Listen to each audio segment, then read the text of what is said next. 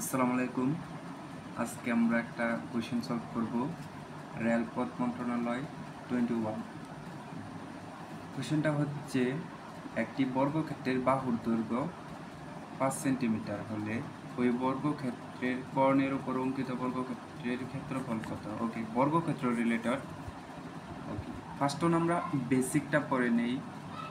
বর্গক্ষেত্রের যত বেসিক আছে এটা দেখে নিই। তো আমরা জানি বর্গক্ষেত্রের 4টা বাহুই সমান। তো এই 4টা বাহুই সমান। তো প্রত্যেকটা বাহুকে আমি এ দ্বারা আইডেন্টিফাই করলাম। এই যে একটা বাহু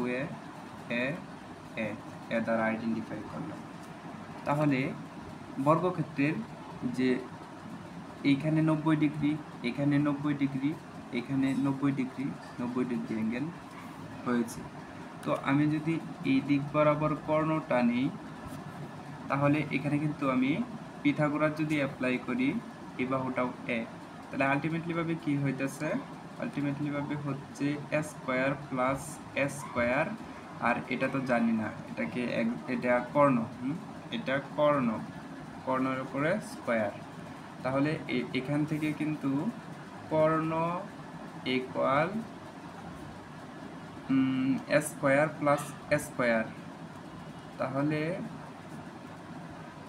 সমজাতীয় জিনিস যেহেতু যোগ থাকলে, যোগ আকারে থাকলে আমি এভাবে লিখতে পারি 2a স্কয়ার। তাহলে আলটিমেটলি ভাবে কি হচ্ছে? কর্ণ √2a। তাহলে কর্ণ কত? √2a। এটা আমরা পিথাগোরাসের সাহায্যে বের করতে পারি, অথবা আমরা মুখস্থ যদি রাখি তাহলে তো হলোই। ওকে, √2a। তা আমরা কোনো কিছু আসলে মুখস্থ করব না, সব কিছু বুঝে বুঝে করবো। তাহলে বর্গক্ষেত্রের কর্ণের দৈর্ঘ্য কত? √2a। আর একটা বাহুর দৈর্ঘ্য হচ্ছে a, শুধু a। ওকে, তাহলে কর্ণ বা ডায়াগোনালটা আমরা পেয়ে গেলাম। ওকে, তো এবার কোশ্চেনের সাথে যদি আমি কোশ্চেনটা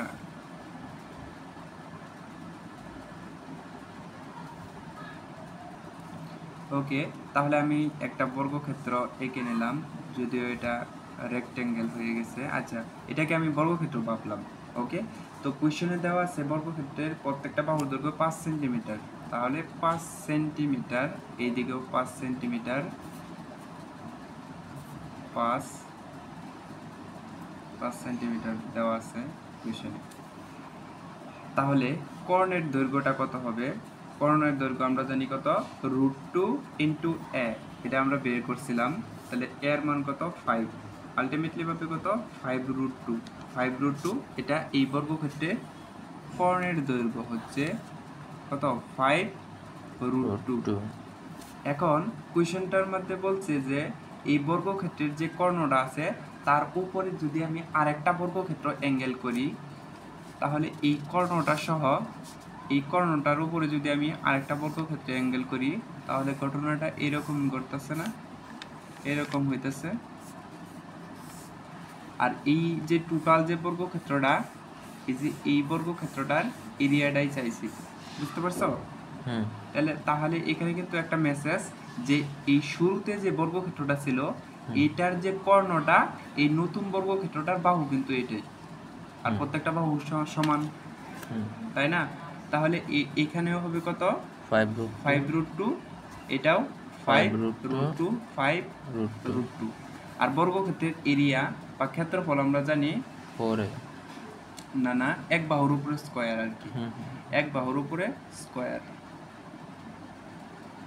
এক বাহুর উপর স্কয়ার বা বাহুর উপর স্কয়ার। এটা আমরা প্রমাণ অন্যদিন পড়ব, বা প্রমাণটা একটু বই থেকে দেখে নিব। তাহলে এই যে নতুন যে বর্গক্ষেত্রটা বা স্কয়ার শেপটা আসছে, এটা কত? 5√2 উপরে স্কয়ার, বুঝতেছ? তাহলে 5 এর উপরে স্কয়ার কত? 25 × রুট স্কয়ার কাটা 2, তাই আলটিমেটলি পাবে কত? 50। তাহলে এইটুকু, এই নতুন যে আমরা স্কয়ারটা বা বর্গক্ষেত্রটা পেলাম, এটার এরিয়াটা কত? এরিয়াটা হচ্ছে 50। তো কোশ্চেনের মধ্যে 50, তো এটা ওকে, এটাই।